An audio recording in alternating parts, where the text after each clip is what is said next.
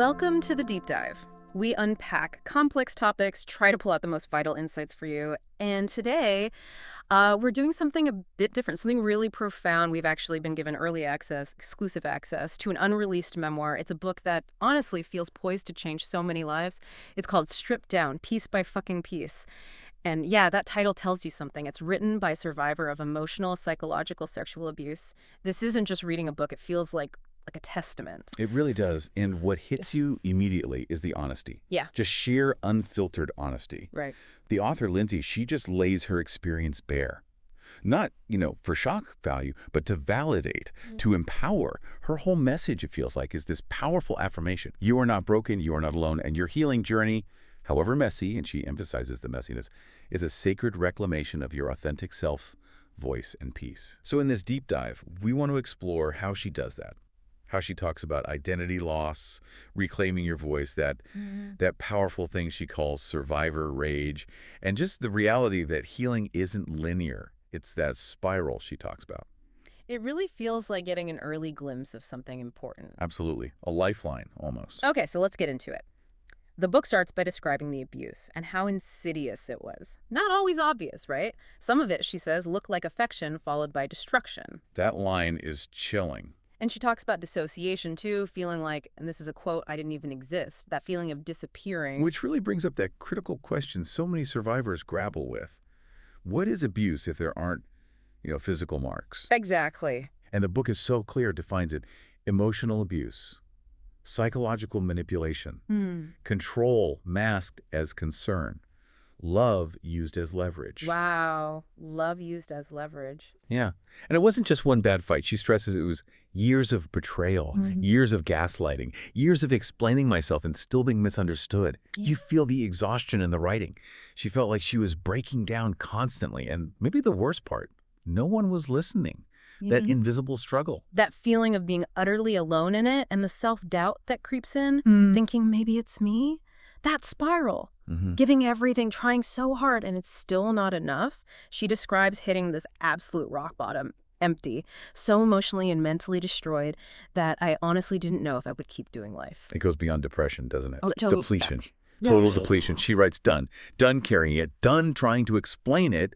Done being the one holding all the weight for what other people did to me. Just done.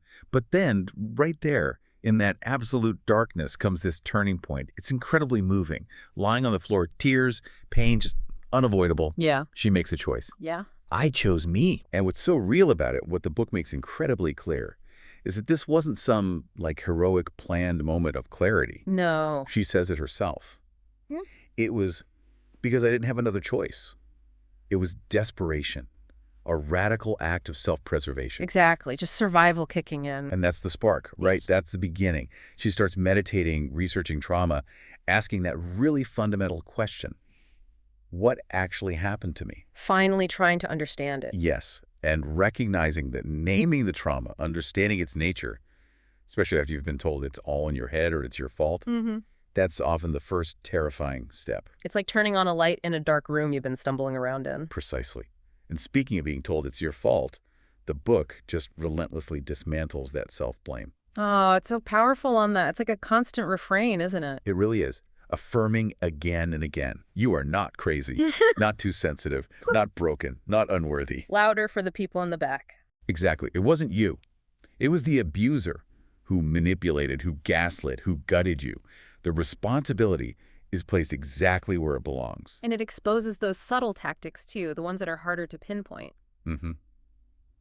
That's fascinating, isn't it? How it details the slow creep, rewriting texts, rehearsing conversations. Oh, God, the rehearsing. Right, monitoring your tone constantly to avoid punishment, feeling like you have to earn basic decency. Yeah. The book states it so plainly. Manipulation doesn't always look like abuse. No fists, no bruises, but her phrase is unforgettable. Psychological warfare wrapped in gaslight-scented gift wrap. Wow, that phrase just nails it. The way it can be presented as something else entirely. It really does. It highlights how damaging that quiet control is, precisely because it makes you doubt your own reality. And the book is unflinching about the damage. It says, you didn't just get your heart broken, you got rewired. Yeah, your nervous system got hijacked, your sense of self-worth got demolished, your ability to trust even yourself got shattered. That's profound. When it talks about the nervous system being hijacked, what does that actually look like, feel like for someone? Well, it means living in that constant state of high alert, you know? Yeah. Fight, flight, freeze. Your body is just bracing for impact, even when there's no immediate threat. So anxiety, maybe panic attack. Exactly. Anxiety, panic, chronic fatigue, brain fog, jumpiness. Yeah. You can't really relax. Your body remembers the chaos, even if your mind tries to move on. So the book validates that physical experience too. Absolutely. Yeah. It makes it clear these aren't personality flaws. They're trauma responses, Right. normal reactions to abnormal situations.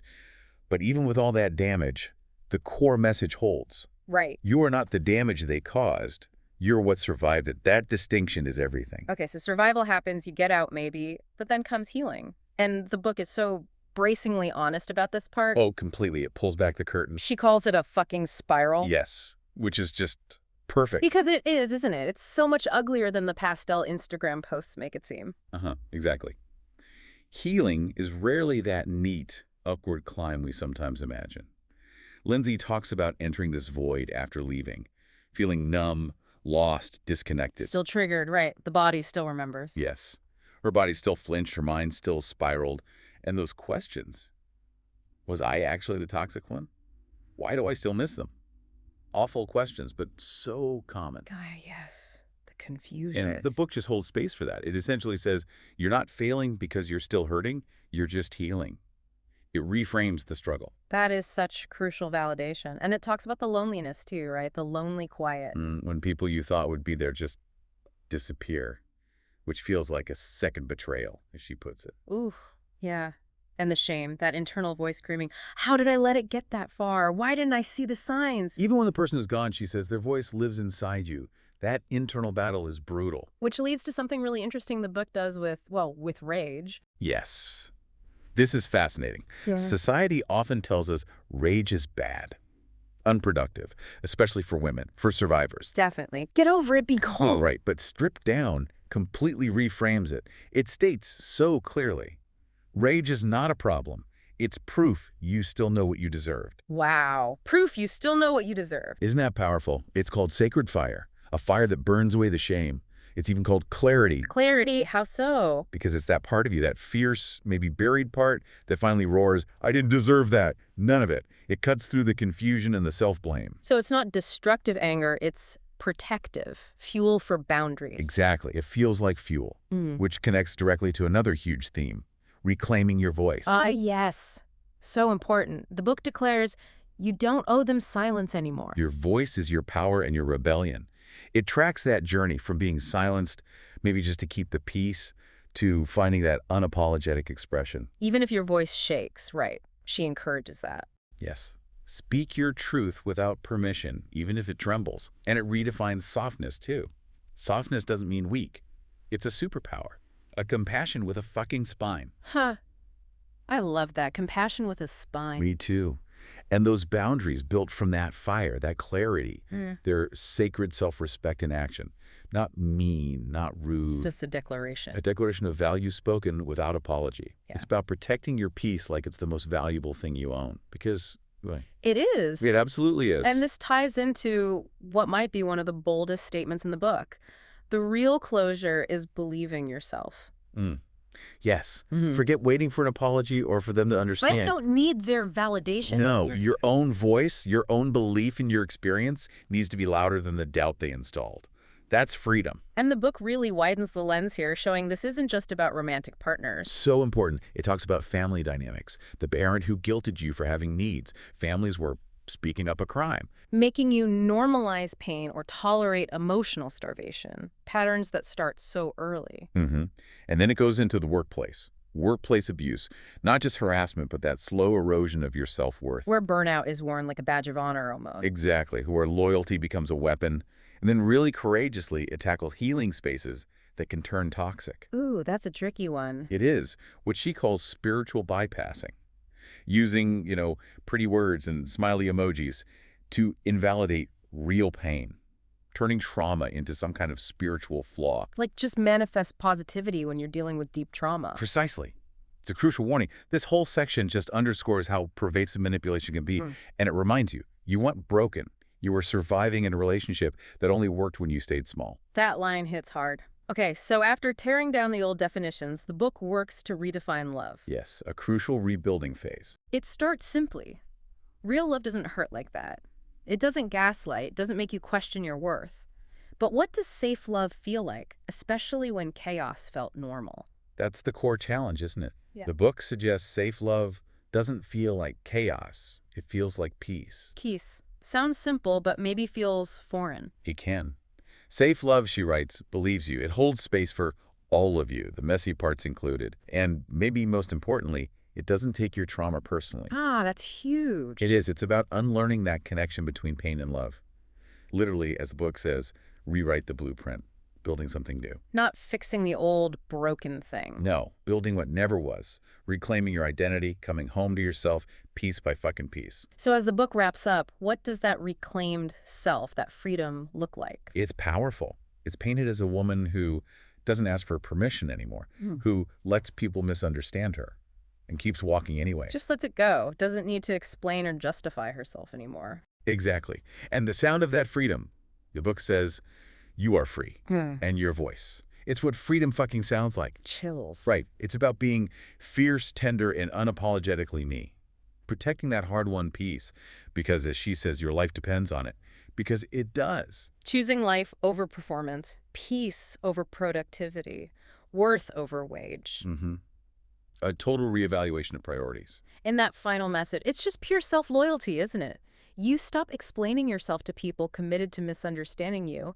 You stop living your life through the lens of their denial. You close the chapter with fire, with fury, with truth that doesn't tremble, with softness that's no longer afraid to stand in its power. It's an incredible arc, stripped down, piece by fucking piece. Yeah. It's just raw, unflinching. It doesn't pretty up the healing process at all. No, it really honors the ugliness, the messiness, but it champions the sacredness of every single step, every spiral. It feels like such an important companion for anyone on this path. It really does.